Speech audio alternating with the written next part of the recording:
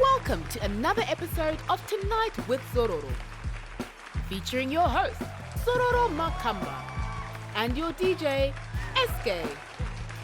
Tonight, Zororo has a one-on-one interview with entrepreneur and rugby personality Graham Taulback. Graham is an aspiring entrepreneur who got into the catering business after a rugby injury temporarily took him off the field. He also began writing a book during that time to help him with his healing process. You can join us in conversation on Twitter and follow us on @TWZ Show. And don't forget to include the hashtag TWZ. And now, give it up for your host, Zororo Makamba. Thank you, everyone. Good evening and welcome to another episode of Tonight with Zororo. My name is Zororo Makamba. Now, does the way you spend your money define the kind of person that you are? Our people are known for being conspicuous consumers world over. I mean, the number of luxury vehicles that are on the streets of Harare are being driven by new money folks that don't even have a house to their name. Well, some do, but a majority don't. You see, our love for status symbols has us doing all sorts of outrageous, illegal things in order to keep up with appearances. A colleague once said to me that African men want the following: a big car, a farm, which will lead to lots of women. And a praz, let's take the Toyota. My baby Arkup. I'm telling you, that conversation happens at a lot of different places. Let's look at what Sir Wicknell had to say. He's a controversial businessman that's looked up to by a lot of our young people. If you don't have money, keep quiet and listen when we talk. That was a quick $216,000 well spent. Being a new year, I found it of paramount importance to spoil myself once again, seeing as buying brand new cars has always been a hobby. My car looks so fly, you don't want to park next to me. That was Sir Wicknell, and as you can see, the proof is in the pudding. You know, other communities have placed a greater emphasis on acquiring wealth and passing down those investments to their children, who then pass it down to their children's children. The Bible says, "A good man leaves an inheritance for his children's children, but the sinner's wealth is lined up for the righteous." Stand by for the update.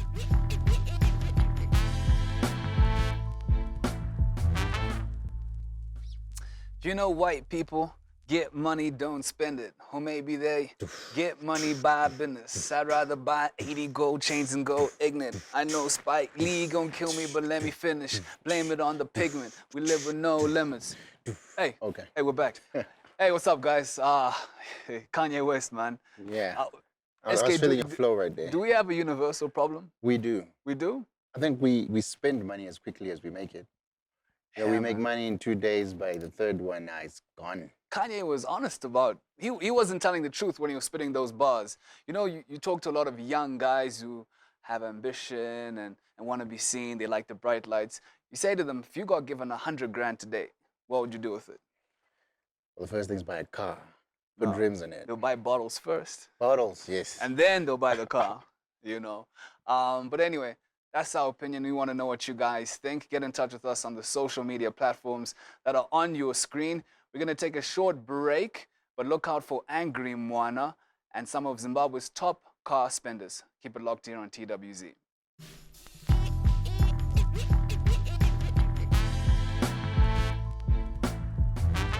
Vana vezera rangu inini saangry mwana so vasina kana mukaka yekumwa vari mumastreets umu but vamwe vari kuspenda $500,000 vachitenga mota vaine mazimba vachichinjanisa bhutsu inogona kuenderana nemari yekutotenga futi kana imwe motikari. Ini dayangori dhedhe wangu wangu vaine mazimari yaka vaitenga kana zvigayo hobho vachibatsira kana anambuya umusha uko vachivatengera zvikochikari plus inini zviri kundinetsa ini.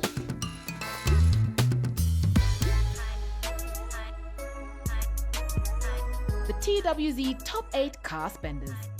Starting off at number 8 is Cape Town-based Zimbabwean soccer player Abbas Amidu, who owns a BMW 1 Series valued at about $40,000.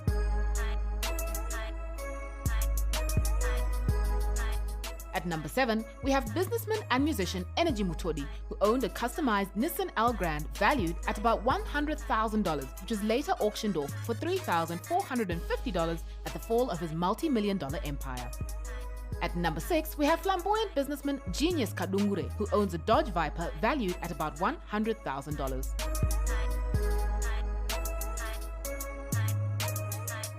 And at number 5, we have real estate mogul Frank CHIYANGWA, who owns a Rolls-Royce Ghost valued at $300,000.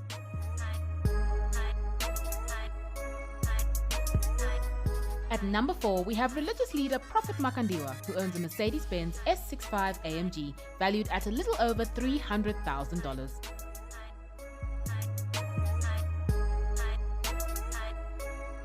At number 3, we have religious leader Prophet Hubert Angel, who owns a Lamborghini Aventador valued at about $400,000, which he spent close to $1 million to bring into the country. At number 2, we have young businessman Sir Wicknell Chivayo, who is said to own a GJESI AS350 helicopter valued at about $500,000, which would cost close to $1.2 million to bring into the country. And sitting pretty at number 1, we have prominent businessman PHILLIP CHIYANGWA, who owns a custom Hummer H2 transformer valued at $500,000, as well as a $2.3 million private jet.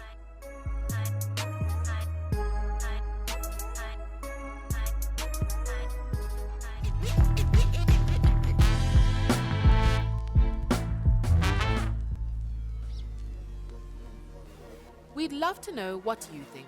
Share your thoughts with us on our Facebook page, Tonight with Zororo, and on Twitter @TWZ Show. And don't forget to include the hashtag TWZ.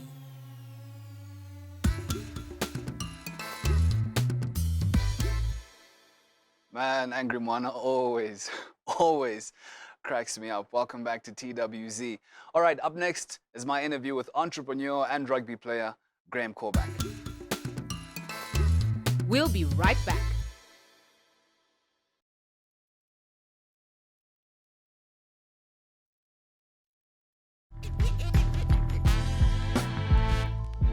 Welcome back.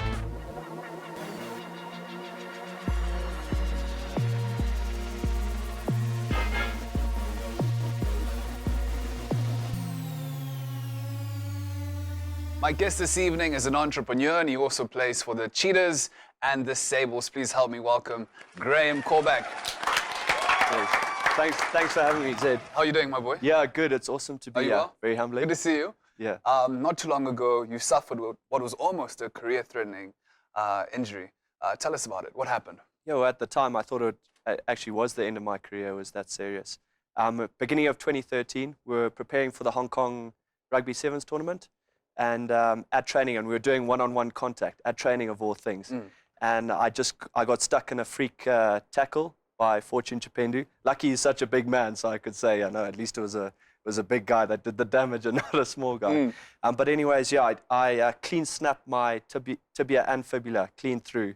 And obviously needed an operation straight away. I was in bed for a month and on crutches for 6 months with a plate and 10 screws in my leg. So wow. Yeah, so I thought that was the end of me, and it was a really tough time in my career, especially as a youngster and just coming back from a university and wanting to give my all to Zim rugby. For that month when you were lying in bed, what was going through your mind in terms of post-rugby? Because I'm sure you thought, this is the end of me, I need to do something else. Yeah, well, I think luckily enough I have a really strong faith, which helped me through that, because obviously God's plans are so much bigger and brighter than the plans that we make for ourselves and imagine for ourselves. So that really helped me through that stage. I actually started writing a book to get me through the time and just to get my thoughts down onto paper. But yeah, it was really tough, and I started thinking about entrepreneurship, because that's what I'm really passionate about, and the situation in Zim, really caters for that, along with sport. What are some of the things you've been doing now? Well, as soon as I broke my leg and I was able to get up on crutches, I actually started a mobile catering business called G-Dogs Mobile Catering. And my first event was it used to be called the Kotko Rugby Festival, now Dairy Board.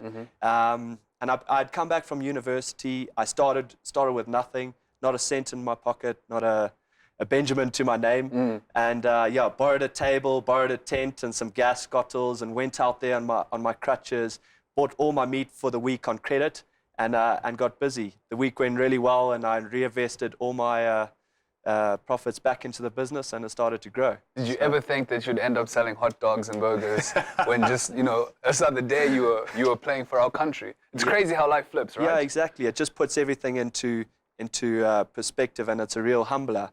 I saw a massive opportunity in events catering for, you know, all events around Zimbabwe, and specifically in Harare.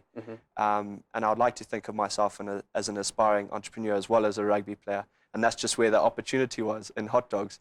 So some of my friends say, hey, what are you up to? What did you do when you broke your leg? And I say hot dogs. And you know, the usual response is they pack out laughing. But it is what it is, and it's a good business opportunity. The boys who wear the jersey, do you guys play rugby from 8 to 5?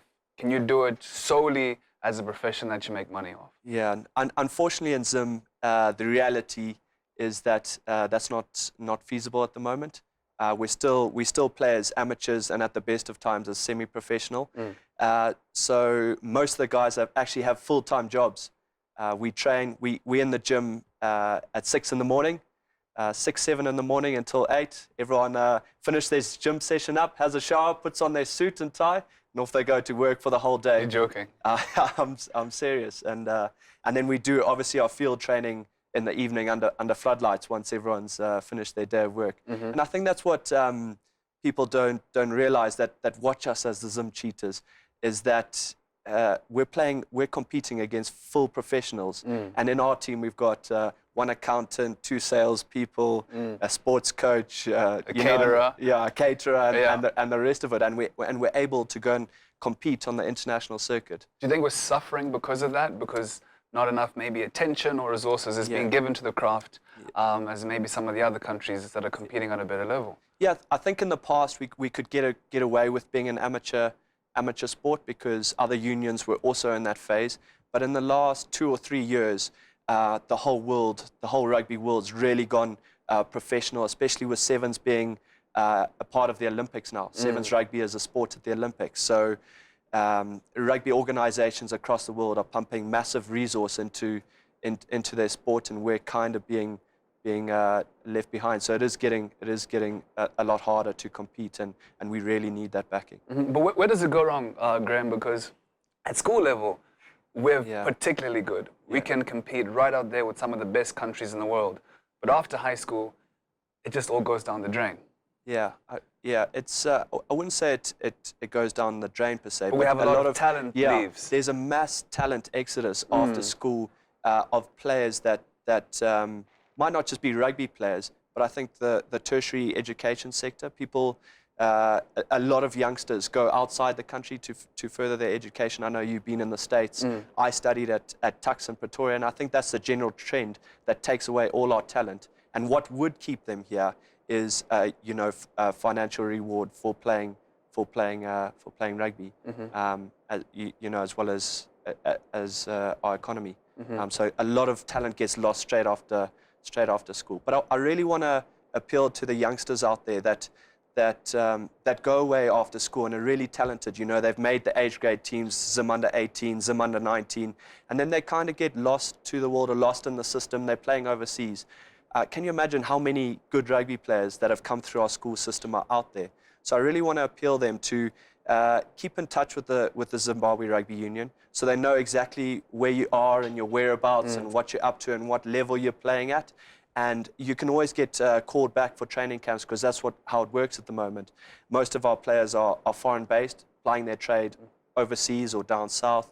And then for major tournaments, for World Cup qualifiers and for Hong Kong Sevens and that sort of thing, everyone comes back. But if no one knows about your whereabouts, then it's hard to figure you out. You know? I mean, many people don't know this, but Graham and I played with David Denton, and now David Denton is a flank for the Scottish rugby team. It's crazy how some of the guys we grew up with are now really at the top of their games. Yeah, it's incredible to see that. And if we could hold on to that talent somehow through whatever means it takes. There's so many players out there. David Pocock for Australia, Beast. the Beast, Tonderai Shivanga, and the list goes on. It really is. Dave Ewers is playing for Exeter in England. It's good that you stayed. Thanks for stopping by, Moz. Yeah, good absolutely. to see you. Good luck with the hot dogs and the burgers. Yeah, thanks so much for having me. It's a privilege to be on here. And keep repping Zimbabwe. That was Graham Taulback, entrepreneur, but also plays for the Sables and the Cheetahs. We'll be right back. We'll be right back. Welcome back.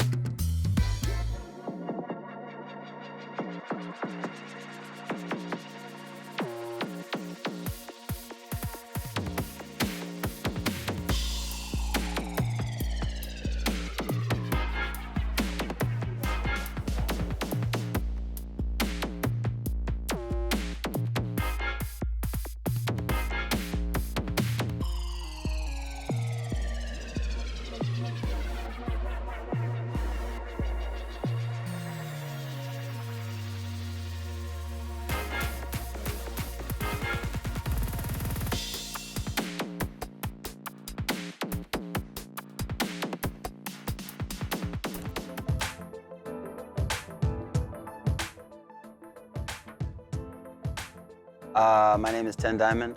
I'm a singer, songwriter, MC, all-around good guy.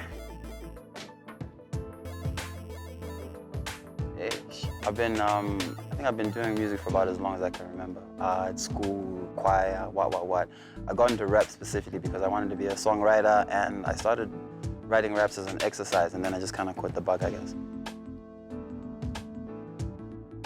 At the moment, we're chasing some big goals right now. There's three actual only main ones, yeah. We're trying to make $100,000 in revenue this year.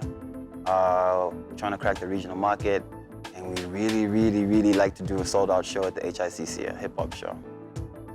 So that's where the mind is at. On the road, in the studio, just trying to get out there.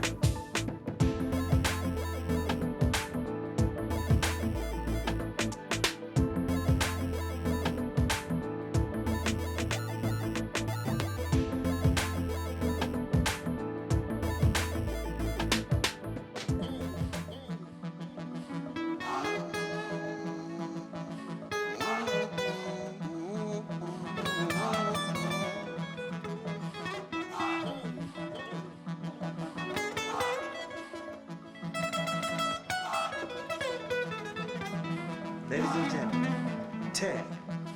I was all alone for a reason, but then you decided you butt in. With you never taking no for an answer, eyes and never let me go, little smile. Who sent you? Who sent you? Dages in the skies. Take me to your leader, tell her I just wanna make you mine. There you go again, there you go again, there you go again. Looking amazing, amazing. Oh. So here I go again, here I go again. Barely complaining, I'm just saying that from Monday to Tuesday, you stay on my mind. Say Wednesday to Thursday, you stay on my mind. I'm talking Friday to Saturday, yeah, on my mind. So I pray to you on Sunday, you stay on my mind, my mind. I was all alone for a reason, but then you decided you butt in. With you never taking no for an answer, eyes and they never let me go, little smile. Who sent you? Who sent you? Dages in the sky. Take me to your leader. Tell her I just wanna make you. Used to think that love was a disease, love is a drug, love isn't for me, love isn't a dream, love is something in the magazine, movie screen, not in reality. Cupid, shoot any other fool, please not me. Till she walked by, caught eye, couldn't relax. Hella retracted, these are the facts, kid. And now I don't know what to do. Cause See, from Monday to Tuesday, Wednesday to Thursday, you stay on my mind. I'm talking Friday to Saturday, my mind. I'm sure I pray for you on Sunday. You stay on my mind, my mind. I was all alone for a reason, but then you decided you butt in. With you never taking no for an answer, eyes that never let me go, a little smile. Who sent you? Who sent you? They just in the sky. Take me to your leader and tell her I just wanna make you mine. Oh, I'm scared of you. I'm scared of you. I'm scared of loving you. I'm scared of you, nah, nah, nah. I'm scared of you loving me. I'm scared of you. I'm scared of loving you. I'm scared of you, nah, nah, nah. I was all alone for a reason, but then you decided you butt in. With you never taking no for an answer, eyes and that never let me go, a little smile. Who sent you? Who sent you? Was it angels in the sky? Take me to your leader. I just wanna make you mine, mine, mine. No, no, no. Mine, mine, mine. Oh, oh, oh. Yeah.